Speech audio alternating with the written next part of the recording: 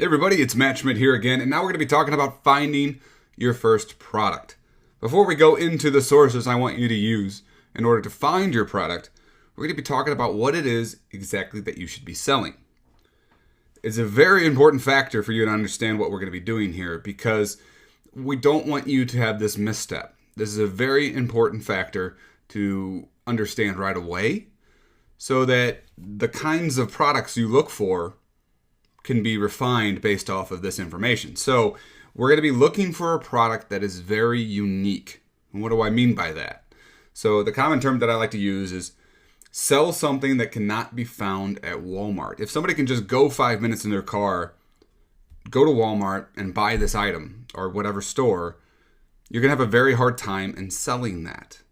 You want to be as unique as possible.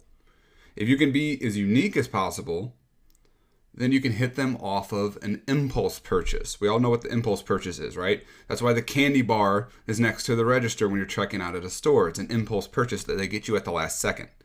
So you're going to have people that are on their news feed, scrolling through on Facebook, not really doing anything purposefully. They're not there, but to just check their news feed and see what their friends are doing. So you want to hit them on one or multiple levels. Well, the nurse that drinks coffee and has a pit bull. If you can hit them on all three of those levels, the impulse factors are greater.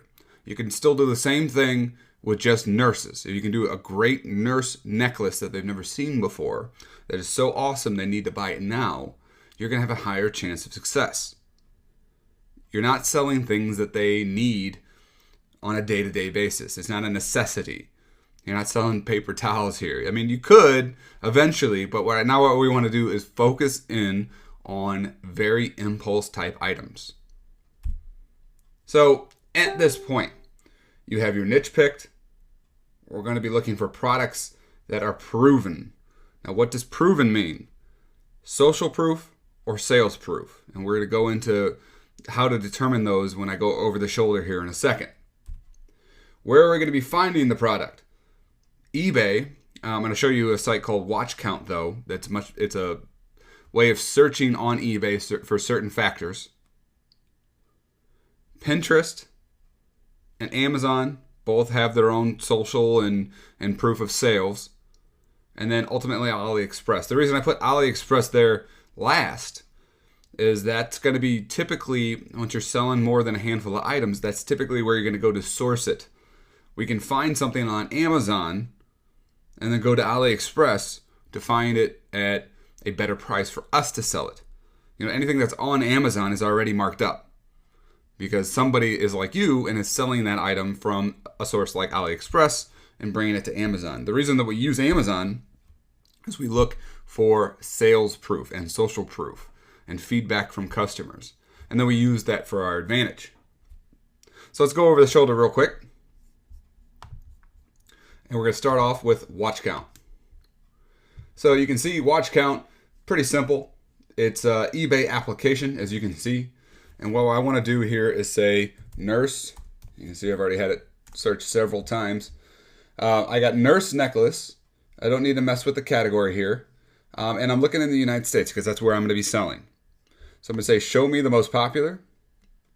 And what you're going to notice here is it's factored on people currently watching this item. Watching means that they're interested in it. They might come back to it and buy it. But it also shows past sales. It doesn't sort by past sales, but it does show us. Obviously, the more people watch it and buy it, that's double the proof, right? Ultimately, money is the driver. So sales numbers are huge. The one thing to look out for is if somebody's currently watching it, that typically means that the product is now currently hot. If it's a low amount of watchers but a high amount of sales, it might be some kind of trend item that's worked its way out of the system. So that's just something to pay attention to. So you can see real quick here that we have 70 watchers on a nurse necklace and 153 past sales. So I'm going to go ahead and look in here at this item. You can see it's a top selling product. It's more than 10 available. 153 of these have been sold. That's a pretty good amount of proof. And you can see the pricing here. So you got $14.87 is the price, It is a silver chain. Some of the things just to pay attention to, just to make sure that you're comparing apples to apples when you go from platform to platform. It looks like this one is made out of silver. You know, it's not going to be some kind of zinc alloy. And we have 70 people currently watching it, 12 inquiries. And it looks pretty good, right? I mean, this guy looks like he's doing this for a living. It's a good, solid listing. It might be good enough for us to actually, you know, take this listing and then sell it. That's what we do with arbitrage. You could take this listing, put it on your store, drive traffic to it, sell it for maybe $29.99, and then you take your purchase and you ship them this for $14.87. That's what we're doing here. That's arbitrage. So that's a pretty cool one. You can see that, like I was just saying, there's a different type of item here. I'm gonna go ahead and open this in a new tab. Now, some people might look at this and be like, well, why is this one $4.79 versus $14.87? Or they're obviously not made of the same thing because they're different colors. But it might just be a whole different scenario. This one's coming from e-packet from China, which is also another thing that you need to pay attention to. Your expectation of delivery to where you ship it is February 4th to February 26th. Pretty big window. Let's see where this one's coming from. So this one's coming from Broken Arrow, Oklahoma. So the shipping is going to be faster, on or before February 1st. But the price is big. So if these are two items made out of the same thing, they're a little different color, but made out of the same thing, you as the seller of this item need to determine, do I want to go for the cheaper item and the higher margin? Or do I want to go for the faster delivery and lower margin? Make sure that they're same, apples to apples here. Just an example. So that's how you use watch count. Just plug something in, look for some proof, look around for the delivery time, look around for what it's made out of, how many sold, so on and so forth. Pinterest is another cool platform. This is going to be more for, just finding something with some kind of proof to it. So nurse necklace. And this is going to be all social proof, right? So the social proof aspect of it is also very interesting when you get down to it, because people get pretty expressive on Pinterest. Pinterest is different than Facebook in the sense where it's not just as easy for you to like it. I mean, they can do a heart, but the important thing that I'm looking for is people pinning it. If people pin it to their board, they're saying that it's part of their story. So you can see this has 239 pins. So this necklace touches 239 people, enough for them to put it on their board of some kind. It's a little extra step. It's kind of like sharing. Shares are more valuable on Facebook than likes. So pins are more valuable than hearts on Pinterest. That's what I look for. We can keep going through here. The question is, how many is a lot, right? If you're looking around, you're saying, how many pins is a good amount of pins? And it's very niche dependent. What I would do is say, go through a handful of items. Here's another one right here. Only got 27. So, there's a little bit of social proof that comes with looking through here to see what a big size number is. Pinterest has no sort of, rhyme or reason why it presents data to you like this. So just look around and you'll see that different necklaces have different amounts of pins. So what I would do in a scenario like this is, if you saw, this one was an eBay item. See, eBay, $12. So you just click on it, and you can see the original listing. Oh, that was actually a sold item. Okay. So you might be able to find some, let's go back a little bit. You might be able to find something very similar by taking the keywords and plugging it in. And there you go.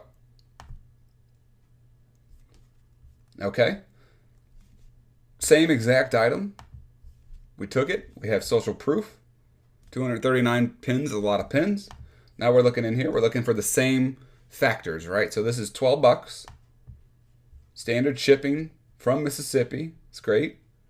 It's going to be pretty quick turnaround for our customers when we do it. And he has more than 10 available. Perfect. Okay. Now what you could do is go to Amazon too and look for very similar types of information. So I just plugged that into my Amazon search real quick and see if I can't find that same item here. Here's a even more interesting, more elaborate, I should say, necklace. I don't see the same necklace, so let's go with nurse necklace. See what happens. So a whole bunch of different items here. Here's a very similar one to what we were just looking at, though. So let's pull this one open.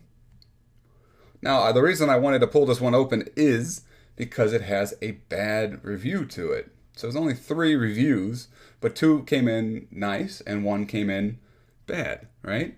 So what I like doing is going down to the reviews and seeing that the quality of the metal is poor. So that's something I want to pay attention to when, and well, if I was to source this, I would want to pay attention to that, right?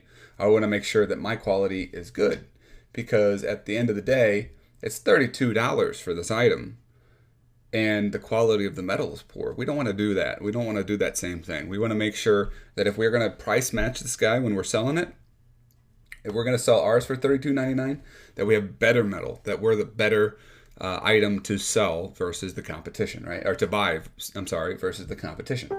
Another thing we can do here is take that same keyword here and let's go over to AliExpress. Now, AliExpress is eventually where we're going to want to source our items from. The reason for that is that we can buy it at a better price and then get up into higher and higher quantities. eBay's are one-off purchases, right? You can send it direct to your customer. AliExpress, you can buy hundreds and send it, individually out to the customer if you ask for drop shipping, or you can send it all to yourself and you mail it out from there, so on and so forth. But AliExpress ultimately will give you very good pricing in comparison to those other sources, typically. Here's a necklace very similar to the one we were just looking at before, and you can see that it is $1.44 here. It's got 5 stars. It doesn't look to be made out of the same material as, say, this, but at the same time, it's something to be investigating. We have different color options too, which is nice. And those are the kinds of things that I pay attention to. So another thing to pay attention to is the shipping here. It's always going to be very long shipping with things that come from AliExpress, unless you're getting up into higher quantities, and then you can do things like DHL shipping. You can get it over to you in a handful of days. But right now, what I'm looking at is for 10 to 15 days of shipping, not including the processing time, it's $3.88. So your customer could be waiting up to just shy of a month on the long end. So you can see why we want to get to a better point where we would have maybe more leverage with our supplier here and say, we need to make sure that these go faster than the 7 days so we can get it to them in 10 days, more like. So that's the kind of investigating and looking around that we do for products.